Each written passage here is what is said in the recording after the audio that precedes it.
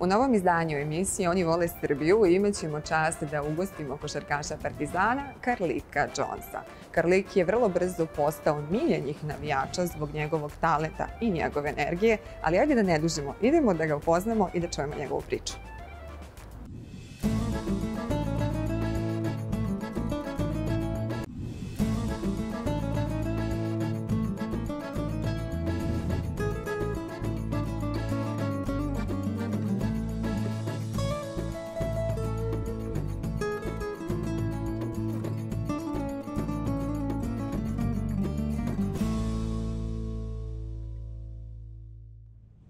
Karlik, thank you so much for your time. I'm super happy for this conversation. First question, how are you doing? Did you rest in during this little break? I'm good. I definitely appreciated the little break we had. I was able to do a little traveling. I was able to rest a little bit, just to reset my body and get ready for the rest of the season. But I definitely took full advantage of the rest we got. And what did you do? What do you do when you're not playing? I just like to chill. Like I'm really laid back, watching movies. I sometimes play like the video game and stuff with my friends and family back home. And that's pretty much it. I mean, outside of going out to eat and, you know, relaxing and stuff like that. Cool. You know that when I was super happy when they told me that I was about to interview you, and I said, I'm going to interview the Haribo candy guy. And I don't know why I'm saying this. Yes, I do. Why? Tell to the audience. Because first off, I prefer candy more than anything. I'm a big candy guy.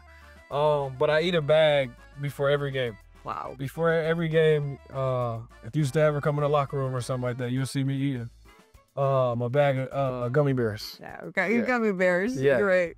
Yeah. You know, as I said to you before, I would like to get to know more as a person. I would like the audience to get to know you as a person, not only as a player. So if you agree, let's go inside. Let's go to your restaurant, grab some food, and talk a little bit. Let's do it. Let's do it.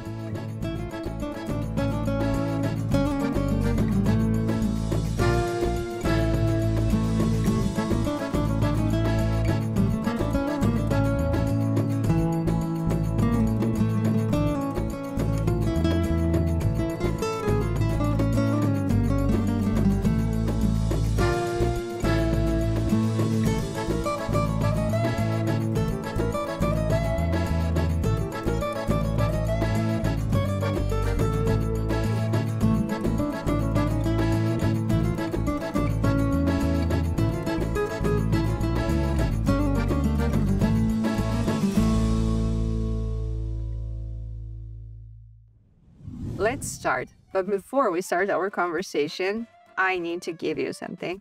Wait a second. We cannot start a conversation without a candy. This is your gift, a little gift. Thank you. I appreciate that. So I hope it's gonna help you in the next game. This is like I'm gonna save good them. luck. I'm gonna save them just for the game. Like for good luck. Is Yeah, that for good luck? For sure. I have to have them before every game, so I'll make sure I keep this bag. As I told you before, I would like to get to know the person. First of all, we know you as a player. You're a great player. And later we will talk about your career, about Partizan, the national team, and how everything started. But how was Karlik as a kid? All over the place. I was a very active kid. Like I played a lot of different sports. But even outside of the sports, like, you know, I just was a normal kid. I played video games. I ran outside all day with my friends at the park, or just being a kid. But most of my life has been basketball. Like I said, I played other sports. I played American football. I played soccer. I played baseball. Those other sports clearly didn't work out as much as basketball. I also played American football up until high school, but I ultimately just decided to play one sport. But I was just an active kid. I had parents who allowed me to play any sport I wanted to play, and they were super supportive no matter what I did. But I was just like a normal kid, like getting in trouble for being outside too long and stuff like that. So that was just, how I was as a child. Super active kid. Super active kid. And your brother is in sports as well. Your family is in sports. So tell me more about this. So I do have an older brother who's 6 years older than me. Okay. He played practically all the sports I played. He was, in my book, my hero. Like he was someone I looked up to with sports, and I always wanted to be better than him. Okay. No a competition between brothers. Yeah, of course.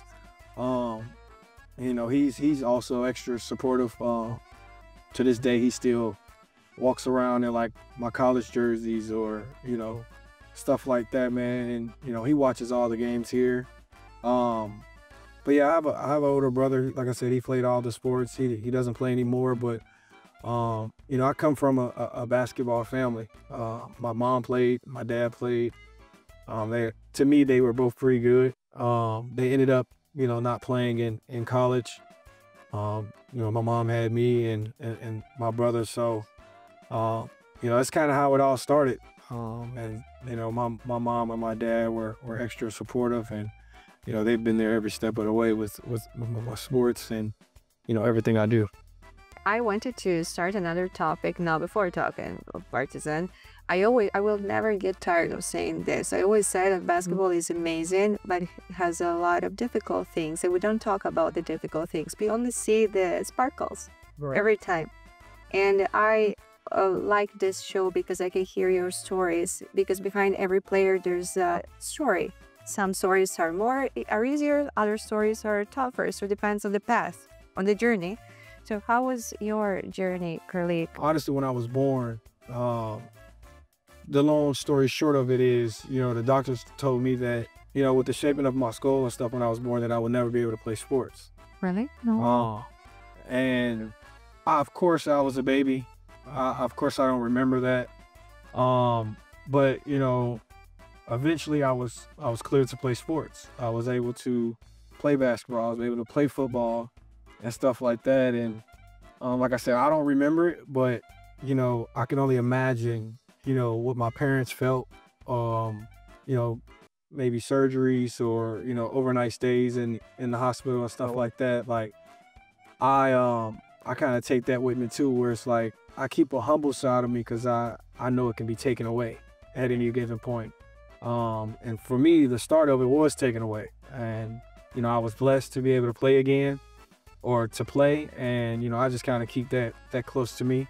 But, the journey hasn't been all, easy. I've always had to work for everything. I've never been, a top recruit or a top guy that everyone wants, until later in my career. But, man, it's a journey. You have to work for everything. You sometimes get knocked down, but you just got to keep going, especially when you got achievements you want to achieve or goals you want to meet. You just got to keep going. Like I said, yeah, there's going to be some rough patches. There's going to be times where you think about or you might want to quit, but you just got to know what's at stake, and you got to know what you truly want. It's a mental battle, first of all. It's definitely a mental battle. You can have all the skill in the world, but if you mentally not there, it's not going to work out. We have a lot of examples of talented kids that decided to quit because they couldn't handle. Did you ever think about quitting? Nah, I wouldn't say I thought about quitting. I've had some frustrating moments. I think one of my biggest frustrating moments was going to college. I didn't have a lot of, scholarship offers and stuff like that. But, everybody on my team did. And for me, that was tough because, I was a starting point guard. Of course, I always think when I'm on the floor, I'm one of the best players. But, I just thought that I should have had the opportunity that others got. But I didn't, I wasn't considered hating on them or, anything like that. There's going to be frustration and stuff, but I never thought about quitting. I can't even imagine if I had said that to my parents. Like, nah. I understand what you want to say. I don't hate this guy, but I think that you start maybe to hate yourself, to questioning why I'm not good enough to do this. But you are good. It's just you need to wait your moment, your time to shine, and take that opportunity. Yeah, that's really all it is, and that's what a lot of people don't understand. Like waiting on their moment, a lot of people just don't like to wait. Yeah. You know, patience is a big thing in this sport. Like you have to be patient because there's always someone in front of you already. Yeah. And you just gotta wait your turn. Yeah, you need to be patient, but actually time is not your best friend in Yeah. sports. So this is challenging. It's really definitely challenging. So I always say also never get too comfortable. Right? Yeah. Okay, boom, you've worked hard to get to a certain spot. You finally get there. Some people tend to relax and can't do that either, you know. Because there's always going to be someone behind you coming up and, you know, necessarily trying to take your spot or trying to be as good as you. So that would be my biggest advice to everyone watching and stuff like that. You went to the Olympics. So I before we were talking about that and your eyes were shining so much. So tell me more about this. I want to hear that story. You know, Olympics was great. You know, I was with South Sudan. You know, our first time ever being into the Olympics. Man, it was amazing. You know, only 12 teams get to go and perform against, you know, some of the best athletes in the world. And it was, you know, for me, it was nothing short of amazing. You know, for the team, for us coming, you know, from all the places that we come from and, you know, never having the opportunity that we thought we should have gotten, to be on that big stage playing against, you know, some of arguably the best basketball players in the world. You know, it was amazing. You know, just the experience. You know, I talked about like how we were on boats and they were, you know, introducing each country and, you know, it was raining and stuff. And how was playing in Serbia? Man, it was fun. For me, it was extremely fun. Of course, you know, now that I'm here, you know, it was where I had signed with, you know, Partizan, you know, before, you know, the Serbia game for sure. And just to play against them, and then the fans, I kind of got a small glimpse of, you know, what it would be like, you know, me, you know, playing in Serbia. And it was amazing. You know, I was kind of involved with the fans, you know, kind of nodding my head because it was a crazy experience. It was a crazy atmosphere to be a part of. Knowing Banya would be a teammate, you know, this VA Rockets, you know, go to the regular season and say I beat you would have been a good thing, you know, to have. But I mean, it was amazing. You know, all games were amazing, but the game against Serbia, I honestly wanted bad because, you know, I've lost before. Like I said, you can call it quote unquote bragging rights, you know, to a fellow teammate, but it was fun. It was fun. Was a short preparation before Partizan, so you saw the audience and everything. And I would like to open this chapter now, chapter Partizan. Before that, I have a question. I don't know if my sources told me the right information, so I'm asking you now. Is that true that before coming to Partizan, because Partizan is your first experience in the EuroLeague, you were talking with another great team, another great coach? I'm talking about at Messina in Olimpia Milano. And you had this offer to go to Olimpia? I had some conversations with them. Well, I personally didn't have the conversations. I usually leave all the conversations to my agent. He just tells me teams that are, you know, looking or showing interest, and then we kind of look at rosters and all that kind of stuff. But yeah, we were in talks. But you know, unfortunately, it just didn't happen that way. I just try to look at, you know, the best situation, and try to go off of what's best for me and my family, and what's best for my career. And you know, Partizan was that answer for us, so we just decided to go Partizan. You said it was the right option for me, Partizan. So why? Tell me why. It was just stepping into a new. I mean, all situations would have been new, but you know, I talked to Coach before coming here, You know, he was a guy that I could feel the passion, you know, on the phone. And it was a serious but yet open conversation. Yeah. To where, you know, he just kind of told me he liked me, I guess, who I am as a player. You know, what he's looking for me to come here. And just kind of lay down a format. And, you know, that was big for me, to actually get on the phone with the coach and hear his plans and what he thinks. And like I said, I did my little homework before coming here, as I would do before going anywhere. And you know, seeing as, you know, he's a legendary coach, and he's much and well respected, based off that conversation as well, it helps me make my decision. You played for a while in the NBA. Now you're in the EuroLeague, and now that you play both, you can compare that. So it's completely different. I have the impression that the EuroLeague is growing every year, and the sensation during the games is completely different. What's your opinion? I definitely think EuroLeague is growing. I mean, the game here is, I feel like, is so much more important. Like, every single game is like important, and it's like one loss feels like, you know, it's a crusher.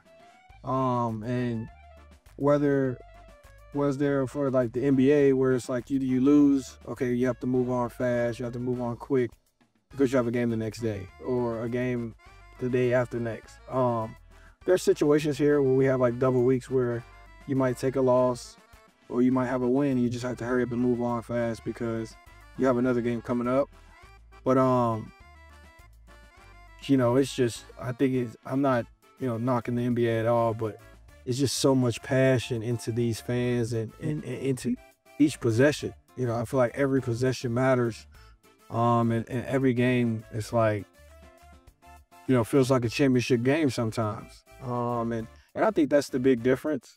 I think, you know, there's a couple guys that, you know, we've played against that has been in the NBA before that are over here now playing. There's guys here that could play in the NBA. And it's, you know, it's a good brand of basketball. I think some people sometimes overlook it because it's not the NBA, and everyone grows up to want to be in the NBA. You know, that's just like a real life dream for everyone, I think, I would say. You know, it's all good basketball, but here is the passion. For me personally, I feel like the passion is so much different. Mm-hmm. Actually, you're mentioning the passion, and of course, when you're talking about the Partizan games and the fans, what do you think about the Partizan fans? You know, I think the fans are amazing. Their passion is unmatched. You know, I sometimes feel they feel what we feel. Like, we get a win, it's like, you know, big time win. But it's like sometimes when we lose, I can feel that passion, to where it's like, you know, everyone's mad, everyone's frustrated, but, you know, everyone just wants the same thing. You know, the fans wants what's best for us. And that's why they come out and support like the way they do.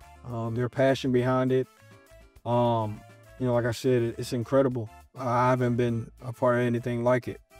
And, you know, I could just be walking down the street and, you know, they could tell me like, yo, we're gonna beat the next team. You know, I'm gonna keep it professional and, you know, respectful on here. But, you know, just the passion behind the fans it's amazing. And one thing that stands out to me so crazy is the fans that travel.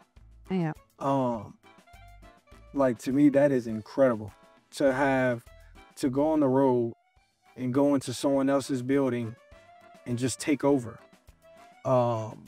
It's just like, it's crazy. Like, it's tough to explain because you don't see it. You don't really see that happening. Like, it's, you know, it's a blessing for us, and, you know, we appreciate it so much. And they sometimes turn away games into home games for us. Like, you know, we talk about Milan, and we're warming up, and I can hear the fans through my headphones. Like, they're chanting this stuff, and I had to take my headphones off to make sure I was hearing it correctly. Like, and it's just like the passion, and that's just an unreal level of support, you know, and it doesn't go unnoticed at all. During this statement, probably you already answered to my next question, but I will ask you anyway. So I know that when you're playing, you're super concentrated. You can see anything but the ball and but the opponents. But having this fan base, then all these people close to you, how important is for a player? How much is motivating you even when it's hard, when it's difficult? I mean, it's super motivating for me. You know, like I've said in interviews after games and stuff, like, you know, we want to win for ourselves. Of course, we want to win for the coaches, and because we have a huge end goal at the end of the season. But you also want to win for your supporters who's coming out every night and every game to support you and cheer you on. And I think that's important. You know, if we don't win, I mean, even when we had our rough streak of losing, fans were still there every night, still cheering, still rooting us on. And sometimes that's not common. You know, teams lose and they have a streak of losing, people start not to show up. And here that didn't happen. You know, fans were still sold out games, and we're on a 2-game lose streak, 3-game lose streak. Fans are still packing the arena out. Like, for me, that's amazing. And when you see me play, trust me, I'm locked in on the game, but I see everything. Like, I'm a guy that's going, like I told you before, I'm very outgoing. I'm going to look at the fans after a shot, or I'm going to pump up the crowd, or, you know, I see kids in the stands with the signs, and I always make sure I give them a thumbs up or a heart or something like that. Like, for me, that's, you know, that's just a small gesture during the game to let them know that, like, I appreciate their support, and, you know, we're fighting for y'all. Yeah, talking about crazy games at the Derby. Yeah. This answers is answering to all my questions. Yeah. I played already 3-4 derbies. This is it's nothing like that. Like that, you know, it's unreal. I love those games, honestly. Like, the way I wake up, the way I like walk into the arena, it's like, it's personal.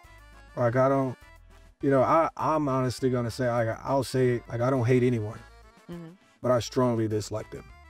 Like, I'll openly say it. It's just me involving into the culture. You know we don't like each other. We want to beat them. They want to beat us.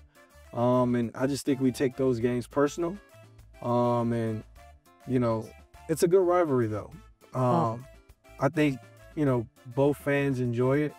I think the best one was during the Cup in Nice. It's different when you have all of their fans, and a select few of ours is in there, and vice versa. But the atmosphere when you have one whole left side of Partizan and other, that was to me, that might have been the best one, the best game, and the best one, because it's just the atmosphere and the passion from Serbian basketball. Like, it's amazing. But the Derby is the Derby. You know, I enjoy every part of those games, and we need to start winning some of them.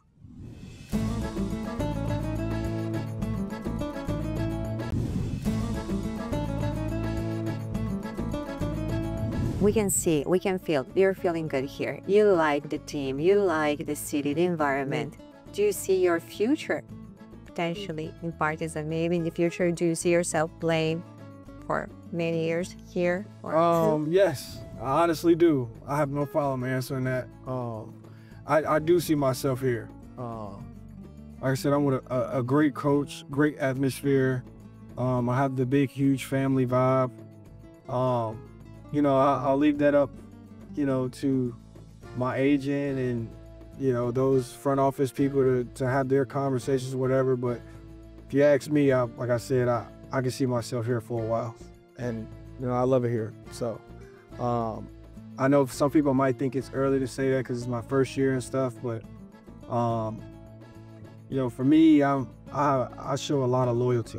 You know, you're loyal to me, I'll be loyal to you. I understand things do happen, but you know, asking me right now, like I would love to stay here. Happy to hear that. Thank you so much for this conversation.